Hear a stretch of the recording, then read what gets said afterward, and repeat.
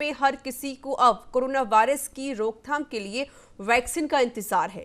Corona vaccine जल्द ही भारत में आने वाली है। हालांकि लोगों के जहन में ये सवाल भी है कि कोरोना वैक्सीन की देश में कीमत क्या रहेगी और इसका वितरण कैसे होगा। इसके अलावा देश ये भी जानना चाहता है कि आखिर कोरोना वैक्सीन किन लोगों को पहले दी जाएगी। हालांकि प्रधानमंत्री नरेंद्र मोदी ने अब इन सभी सवालों के जवाब भी दिए हैं। प्रधानमंत्री नरेंद्र मोदी ने कोविड-19 की स्थिति पर चर्चा के लिए सर्वदलीय बैठक बुलाई थी, जहां पीएम मोदी ने वीडियो कॉन्फ्रेंसिंग के जरिए इस बैठक को संबोधित किया था। इस दौरान प्रधानमंत्री नरेंद्र मोदी ने कहा कि कोरोना वैक्सीन कुछ ही हफ्तों में आ जाएगी। कोरोना वैक्सीन के लिए भारत पर पूरी दुनिया की निगाहें टिकी हुई हैं। इस बैठक में प्रधानमंत्री ने कहा कि जैसे ही वैज्ञानिक हमें आगे बढ़ने के लिए कहेंगे, हम भारत में टीकाकरण की प्रक्रिया को शुरू कर देंगे। पहले चरण में स्वास्थ्य कर्मियों, फ्रंटलाइन श्रमिकों और गंभीर परिस्थितियों से पीड़ित बुजुर्ग लोगों को वैक्सीन दी जाएगी।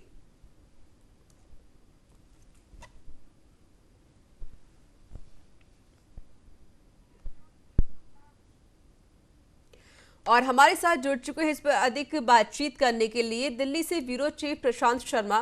प्रशांत जी, कोरोना वैक्सीन आने वाली है, इसको लेकर भी लोगों में काफी उत्साह भी नजर आ रहा है, लेकिन कोविड-19 का जो आंकड़ा है वो भी लगातार बढ़ता जा रहा है। क्या लगता है आपको कि अगर वैक्सीन आ जाती है तो पहले किस किस को दी जाएगी और साथ ही साथ इसकी कीमत क्या होगी? जी ऋचा जी, देखिए, अभी इसकी कीमत को लेकर बात की जाए तो प्रधानमंत्री नरेंद्र मोदी ने खुद स्पष्ट किया है कि इसकी कीमत अभी कुछ तय नहीं की गई है। सभी राज्यों से मिलकर सलाह ली जाएगी, उसके बाद इसकी कीमत तय की जाएगी। यानी कि जो कीमत सामने आएगी वो हो सकता है जो भी हो, निःशुल्क हो या कुछ कॉस्ट हो, मगर वो सभी स्टेट गवर्नमेंट से सलाह के बाद तय होगा। उसके अलावा दूसरी की ये कब तक आ जाएगी, बहुत जल्दी आने वाली है। लगभग इस पूरी तैयारियां सिर्फ डिस्ट्रीब्यूशन पर सरकार तैयारी कर रही है।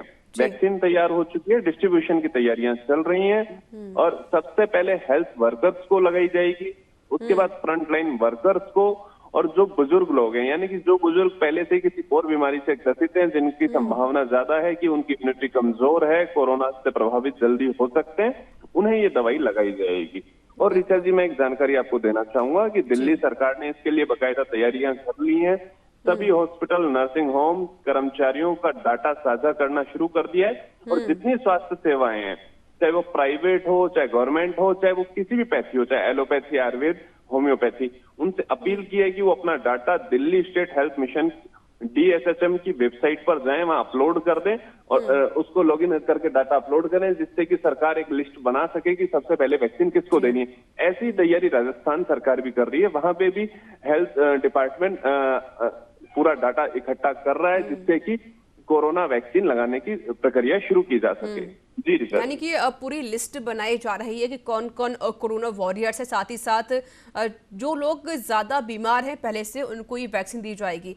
और स्वास्थ्य मंत्रालय ने ये भी कहा था कि वैक्सीन हम सभी को नहीं दे सकते हैं, हमारा काम है सिर्फ कोरोना वायरस की चेन को तोड़ना। जी देखिए, पहला काम यही होगा कि कोरोना वायरस की चैन को तोड़ा जाए, हेल्थ वर्कर्स को दिया जाए, फ्रंटलाइन वर्कर्स को दिया जाए, उन जरूरतमंदों को दिया जाए जो पहले से बीमार हैं, बुजुर्ग हैं, इम्यूनिटी कमजोर है। लेकिन उसके बाद जो सरकार ने तैयारियां की हैं बहुत बड़े लेवल पे की है।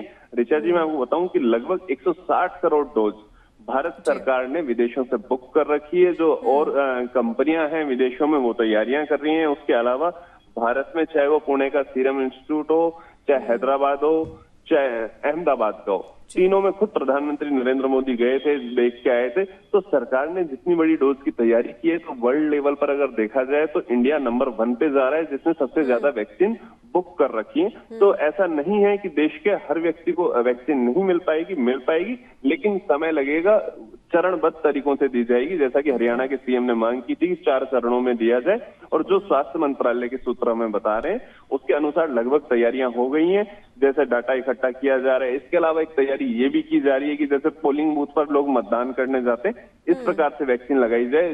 डाटा इकट्ठा करने के बाद लोगों के मोबाइल पर SMS आएगा, जिसको वोटर ID की तरह आप वहां बूथ पर जाके प्रयोग में लें, अपनी ID दिखाएं कि हाँ मुझे SMS आया हुआ है, मैं रजिस्टर्ड हूँ। उसके बाद आपको वैक्सीन लगाई जाएगी। और जो पहली जानकारी सूत्रों ने दी है वो ये दी है कि 2 चरणों में लगेगी, यानी कि 2 बार टीके लगेंगे। जी बिल्कुल।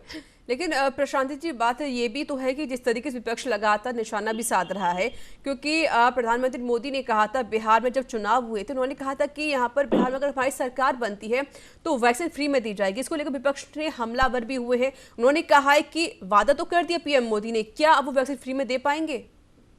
जी बिल्कुल रेखा जी, कल राहुल गांधी ने ट्वीट करके ये एक सवाल पूछा था कि सरकार कब उपलब्ध करा रही है देशवासियों को फ्री में वैक्सीन, क्योंकि बिहार में जब चुनाव हुए थे वहां पे प्रधानमंत्री नरेंद्र मोदी के साथ ही भाजपा ने जो मैनिफेस्टो जारी किया था, उस दौरान भी भाजपा ने मैनिफेस्टो में कहा था कि हम अगर बिहार में सत्ता में आते हैं तो बिहार वासियों को कोरोना वैक्सीन फ्री बांटी जाएगी। तो उसको लेकर उस समय भी बड़ा विवाद हुआ था, क्या सिर्फ बिहार के लोगों को जरूरत है? महाराष्ट्र के मुख्यमंत्री उद्धव ठाकरे ने भी उस समय सवाल पूछा था, क्या महाराष्ट्र के लोगों को वैक्सीन नहीं मिलेगी? तो निश्चित रूप से विपक्ष का सवाल उठाना एक तरह से जायज था कि बिहार के अलावा पूरे देश को भी दी जाए, क्योंकि राहुल गांधी ने कहा था कि बिहार चुनाव हो गए, हैदराबाद चुनाव हो गए, आपने दोनों जगह तो कह दिया, बाकी देश का क्या होगा? तो जब सर्वदलीय कल बैठक हुई है, निश्चित रूप से मामला उठा होगा और प्रधानमंत्री उस पर विचार कर रहे होंगे। हो सकता है कि कुछ खर्चा उसका केंद्र सरकार उठाए, कुछ राज्य सरकार उठाए, और एक साझा रणनीति के तहत पूरे देश को वैक्सीन फ्री में उपलब्ध कराने पर भी विचार हो सकता है, या जो उसका बजट होगा उस पर एक चर्चा हो रही है। इसको लेकर ही कल प्रधानमंत्री ने कहा था कि अफवाहों से बचें, जो भी होगा स्पष्ट होगा, राज्यों से सलाह करने के बाद ही साझा रणनीति के रूप में हम आपके सामने आएंगे। जी रिचार्ज। लेकिन प्रशांत जी, पूरी दुनिया भर में जो आंकड़ा है कोविड-19 का, वो 6 करोड़ से ज्यादा हो चुका है, और अगर हम भारत की बात करते हैं तो भारत में आंकड़ा बहुत ज्यादा है, 96 लाख के पार हो चुका है। और तो हम कह सकते हैं कि इसका जो आंकड़ा है कुछ महीनों में 1 करोड़ के आसपास पहुंच ही जाएगा। फिर भी आंकड़े लगातार बढ़ रहे हैं, तो क्या यहाँ पर जो सरकारें हैं वो लापरवाही कर रही हैं, या फिर कहीं ना कहीं जो जनता है वो लापरवाह बनी हुई है?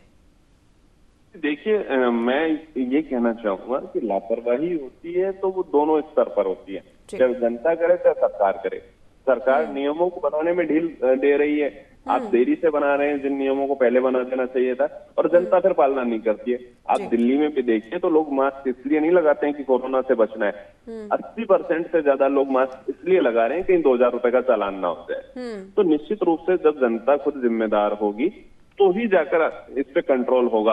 और आंकड़ों की बात करें तो देखना है कि भारत देश में 1,38,000 के लगभग लोग कोरोना के कारण मरे हैं। तो निश्चित रूप से एक बहुत बड़ा आंकड़ा है, लेकिन हमारे देश की जो जनसंख्या है उसको देखते हुए माना जा सकता है कि और देशों के मुकाबले हमारे यहाँ मृत्यु दर कम रही। लेकिन फिर भी लोगों को सतर्क रहना चाहिए, जैसा कि केंद्र सरकार भी अपील करती है, प्रधानमंत्री भी अपील कर रहे हैं कि 2 गज की दूरी बहुत जरूरी है, मास्क लगाना जरूरी है। तो इसे सिर्फ जुर्माने से ना जोड़े, कोरोना से बचाव के रूप में प्रयोग में लें, क्योंकि अगर हम कोरोना से बचना चाहते हैं तो हमें खुद को दूरी रखनी होगी, सोशल डिस्टेंसिंग की पालना करनी होगी। अगर नहीं करेंगे तो जुर्माना ही नहीं, कोरोना भी घर आ सकता है। बिल्कुल प्रशांति जी, जिस तरीके से आपने खुद बताया कि जो जनता है वो सिर्फ मास्क इसलिए लगाते हैं ताकि कहीं चालान ना कर जाए, आखिर जनता जागरूक क्यों नहीं हो रही है? जी देखिए रिचा जी, एक सीधी सी बात है, मुझे जब तक कोई समस्या नहीं होगी मैं उस समस्या को समस्या मानूंगा नहीं। तो जब तक लोगों को खुद को कोरोना नहीं हो रहा है, उनके परिचितों को नहीं हो रहा है, उनके घर में किसी को नहीं हो रहा है, तब तक तो वो कोरोना को गंभीर बीमारी नहीं मान रहे। अधिकतर अफवाहों में जी रहे हैं कि कोरोना गंभीर नहीं है। माना ये उतना गंभीर नहीं है जितना आप सोच रहे हैं, लेकिन ये इतना भी सरल नहीं है जितना आप उसे ले रहे हैं। आप देखिए, पंजाब से जो किसान आए, हरियाणा से किसान आए, सिंधु बॉर्डर, टीकरी बॉर्डर पर, यूपी से किसान आए, गाजीपुर बॉर्डर पे, वो ऐसे आराम से बैठे हैं कि सोशल डिस्टेंसिंग हो, चाहे मास्क हो, सैनिटाइजेशन हो, उसकी तो उन्हें आवश्यकता ही नहीं लगती है। या फिर कोई राजनीतिक रैली दिल्ली में हो रही हो, कोई बैठकें हो रही हो, जंतर मंतर पे धरना प्रदर्शन हो रहा हो, किसी भी प्रकार के जो कार्यक्रम हो रहे हो, किसी को कोरोना से डर ही नहीं लग रहा है। अगर खुद के घर में शादी है तो लगता है लोगों को कोरोना होता ही नहीं है, दूसरे के है तो हम चिंता प्रकट करते हैं। तो निश्चित रूप से आपको ये सोचना चाहिए कि कोरोना एक गंभीर बीमारी है, आपको सावधानी बरतने की जरूरत है। पूरा देश इससे प्रभावित है, विश्व प्रभावित है, WHO कह रहा है, स्वास्थ्य मंत्रालय कह रहा है, प्रधानमंत्री कह रहे हैं। तो निश्चित रूप से वो इतने समझदार होंगे कि वो देश के प्रत्येक नागरिक के स्वास्थ्य की चिंता करते हैं, सुरक्षा चाहते हैं, तो लोगों को सतर्क रहने की आवश्यकता है। जी रिचा जी। चलिए प्रशांत जी, बहुत बहुत शुक्रिया हमसे बातचीत करने के लिए, अपनी बात को साझा करने के लिए।